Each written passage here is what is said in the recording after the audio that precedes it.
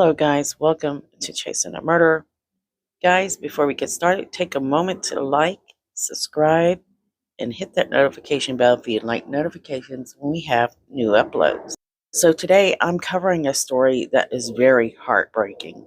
And also, I want to kind of send it out there as a warning for you ladies that are single to kind of do background checks on your guys. That's something I feel is a must these days. Imagine having a friend disappear on you, and you know that it has something to do with a guy that she's been dating. Well, this happened to some friends of Kayla Kelly. It all starts in an area called Collins County, Texas. Kayla meets this guy online in the summer of 2022. She doesn't realize it, but he's married and he's using a fake name. So Kayla learns this guy by the name of Kevin Brown. She has no idea at this time that he's married and his true name is Ocaster Ferguson. As we pass and approach the new year, so January of 2023, at some point she discovers that Kevin Brown, he's been lying to her. He's married and wasn't even using his real name. So it didn't really add up that they were meeting everywhere but at his home. But when it does, she gets upset, as any woman would. Friends say that she plans to actually confront him about these lies. But friends notice that suddenly they're not hearing from their friend. They're not getting any information or any scoop on what happened. So the 33-year-old Kayla Kelly, well, she seemed to have dropped off the face of the earth. January 10th in Grand Prairie, a car is discovered blazing on fire, and it also appeared to be abandoned. The car is burned beyond recognition. By January 11th of 2023, coworkers and friends report their friend Kayla missing. Investigators start homing in on suspicious activities, and they actually get to work quite quick.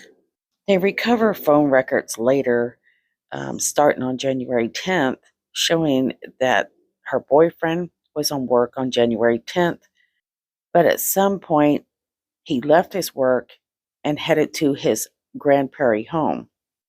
He then drove up the Dallas North Tollway, went to an area near Kelly's residence, and then went to an area where Kelly's vehicle was found burned. And it fit in the timeline perfectly. So here you go. They're getting this idea that this guy might have had something to do with her car. Around January 13, investigators, well, they are looking at this guy really closely, and they head to his workplace. They have some questions for Mr. Ferguson. He states that he last saw Kayla after she dropped him off for work on January 10th, and that was around 12 p.m., and that they had made plans for Kayla to come back to his work at lunchtime. But he says Kayla never shows up. Police let him know that they discover that his vehicle was near her vehicle when it was set on fire. He said he was there in that area and that he was hiding from his wife. What we learned is also on January 10th, there was something more ominous going on. Investigators uncover a text between Kayla and Ferguson, and it appears that Kayla had threatened to tell his wife if he didn't answer her immediately. And police, well, they are talking to Ferguson again. He denies being in an area where Kelly's vehicle was found. He claimed to have no acknowledgement of what happened. He also mentioned the fact that at some point he was driving during a time frame, and on that unknown time frame that he mentions Kayla's in the backseat of his car but didn't know what happened. Well, guess what? His wife finds out that investigators, well, they're interested in her husband. They have a search warrant and they are at his house. They are speaking to his wife. And she told investigators that she had received a text from an unknown person on January 4th that said that a person needed to speak with her. The wife said that she didn't make contact with that person. And during that police interview, guess what? Her phone is broken, which meant that they couldn't get that phone number from her at that time. And you guys get to hear all these birds. The crows are so noisy. You have doves, herrings, everything. Now, when they found Kayla's car, it was blazing and it wasn't too far from her residence. And investigators, they're on this guy's tail. So, what really must have set him off was the fact that Kayla threatened to talk to his wife. So, according to investigators, Kayla actually, her last use of her phone was January 10th at 6:59 p.m. And it's near her boyfriend's workplace in Dallas. Here's the sad part. So they go to Kayla's duplex. They do not find any signs of Kayla. However, they discover her dog had been inside her home several days without any food or water. They discover that her car, that this was no natural fire. And they're getting information that is leading them to a certain area that they think that they could find Kayla, which doesn't seem to be alive.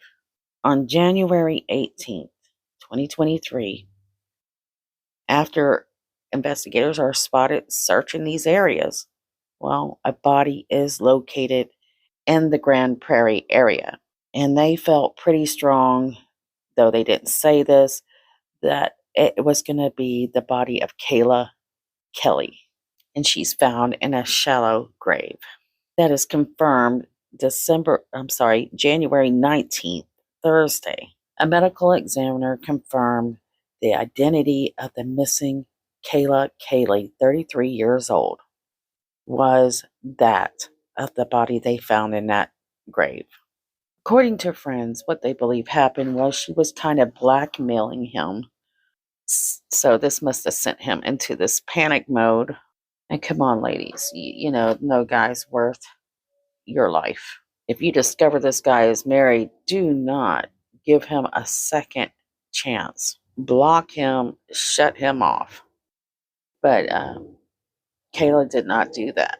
So right now, the guy that she was dating and is suspected for being responsible for her being missing, is now behind bars.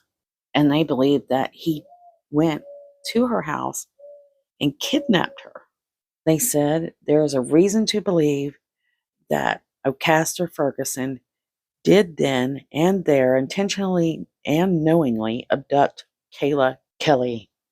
So right now he is on charges for kidnapping and arson, and his bond is set for $1 million.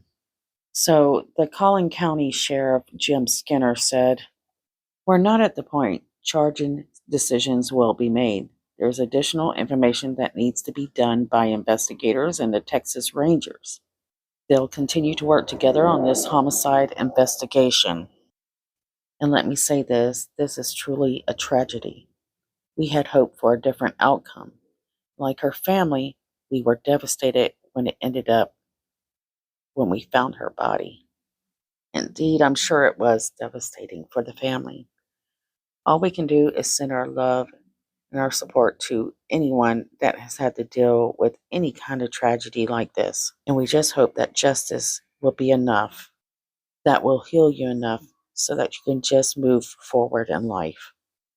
Thank you so much to those of you who have been a support to this channel. Don't forget to subscribe and like. I would really appreciate that. And don't forget about our kids that are out there missing. Don't forget about Summer Wells, Dulce, Kaya Taylor, and Jasmine Robinson. And if you would like to show support or help me continue to do this work, you can give to our Patreon at Chasing a Murderer. Please, ladies, be careful out there and value yourself.